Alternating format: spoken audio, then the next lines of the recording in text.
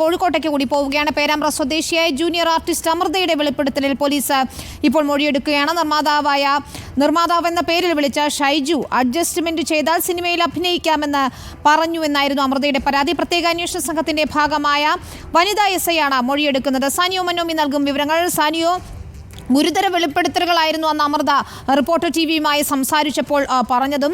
നിർമ്മാതാവെന്ന പേര് വിളിച്ച് പ്രൊഡക്ഷൻ കൺട്രോളർമാർ ഉൾപ്പെടെയുള്ളവർ ഇത്തരത്തിൽ അഡ്ജസ്റ്റ്മെന്റിന് തയ്യാറാകണം, ആ രീതിയിൽ മെസ്സേജുകൾ അയക്കുകയും ഒക്കെ ചെയ്തു, വിളിച്ചു, സംസാരിച്ചു എന്നൊക്കെയായിരുന്നു അമൃതയുടെ പരാതിയിൽ ഉണ്ടായിരുന്നത്. മൊഴിയെടുത്ത് പൂർത്തിയായോ? എവിടെ വെച്ചാണ് മൊഴിയെടുക്കുന്നത്?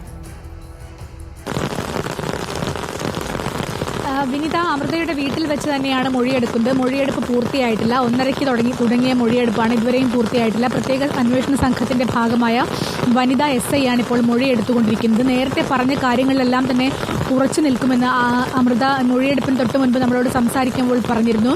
അമൃതയുടെ പരാതിയായി വന്നിരുന്നത് നിർമ്മാതാവായ ഷൈജു എന്ന് പറയുന്ന ഒരാൾ അദ്ദേഹത്തിന്റെ സിനിമയിൽ അഭിനയിക്കാൻ 2,40,000 രൂപ കൊടുക്കാം, 50,000 രൂപ അഡ്വാൻസ് തരാം, പക്ഷേ ഒരു അഡ്ജസ്റ്റ്മെന്റിന് തയ്യാറാകണം എന്നുള്ളതായിരുന്നു. ഏതുതരം അഡ്ജസ്റ്റ്മെന്റ് ആണെന്ന് ചോദിച്ചപ്പോഴാണ് അദ്ദേഹം അദ്ദേഹത്തിന്റെ ഉദ്ദേശം വെളിപ്പെടുത്തുന്ന തരത്തിലേക്ക് സംസാരിക്കുന്ന സാഹചര്യം ഉണ്ടായത്.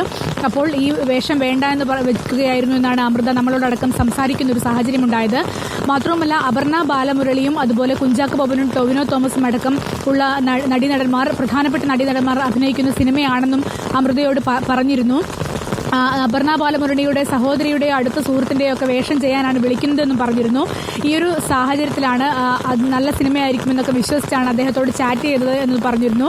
പക്ഷേ ചാറ്റ് ചെയ്യുന്നതിനിടയ്ക്കാണ് അദ്ദേഹം ഇത്തരത്തിൽ വഴങ്ങിക്കൊടുക്കേണ്ടി വരുമെന്നുള്ള ആവശ്യം അമൃതയുമായി പങ്കുവെക്കുന്ന സാഹചര്യം ഉണ്ടായത്. ആ സാഹചര്യത്തിൽ തന്നെ അത്തരത്തിലൊരു ആവശ്യം മുന്നോട്ട് വെച്ചപ്പോൾ തന്നെ തനിക്കിതിന് താല്പര്യമില്ല എന്ന് പറഞ്ഞ് ഒഴിയുകയായിരുന്നു അമൃത. ഈ മൊഴികൾ തന്നെയാണ് ഇപ്പോഴും ആവർത്തിക്കുക.